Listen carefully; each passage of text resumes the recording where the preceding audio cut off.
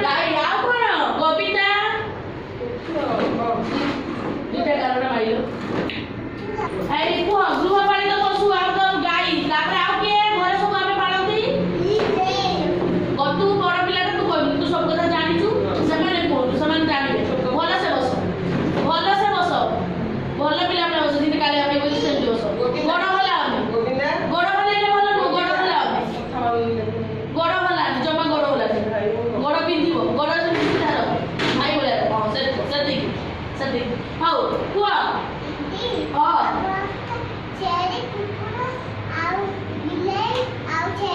ମା ସେ ଏକାବେଳେ ତିନିଟା ଚାରିଟା ନାଁ କହିଦେଲା ଆଉ ସୁନା ଝିଅ ସୀମା ସୁନା ଝିଅ ଆଚ୍ଛା ମହେଶ ଆଉ ଗୋଟେ ଗୃହପାଳିତ ପଶୁ ନା କହିଲୁ ବାପା ଆଉ ଗୋଟେ ଗୃହପାଳିତ ପଶୁ ନା କଣ ନା তোমার কি ছড়ি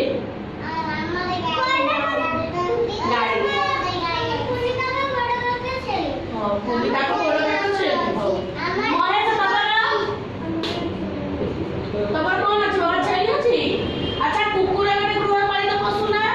আমি কুকুরাକୁ ঘরে রাখতে নেই বিলেইକୁ ବି ରଖନ୍ତି ଘରେ ଘୋଡାକୁ ବି ରଖନ୍ତି ଆଉ କଣ ରଖନ୍ତି ହଁ ଆଉ କଣ ରଖନ୍ତି ଘରେ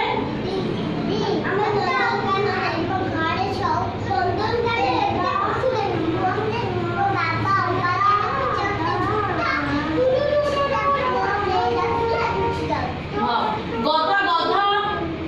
ଘୋଡା ମେଣ୍ଢା ବଳଦ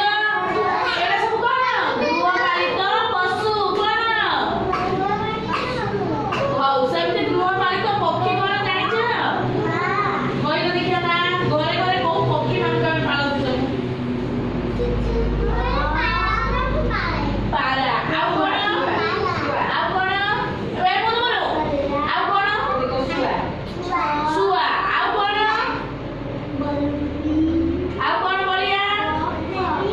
ଆଉ କଣ ହାତ କୁଆଡେ ଆଉ କଣ କୁକୁଡ଼ା ବତକ ନା ପକ୍ଷୀ ବାପା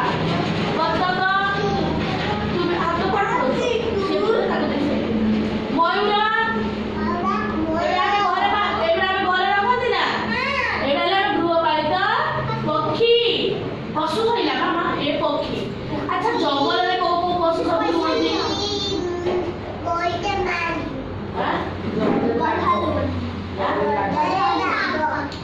ବାଘ ସିଂହ ହାତୀ ହରିଣ ଭାଲୁ ମିରିଗ ଗଣ୍ଡା ସବୁ ଜଙ୍ଗଲରେ ରୁହନ୍ତି ନା ଆଚ୍ଛା କହିଲ ଦେଖିଆ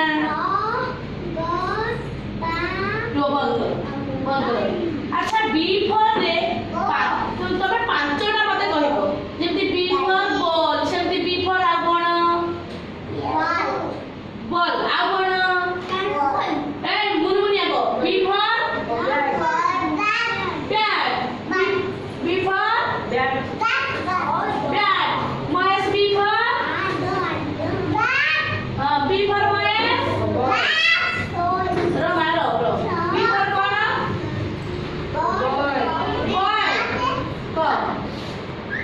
boy B for রাখি B for কুয়া পড়া B for ball B for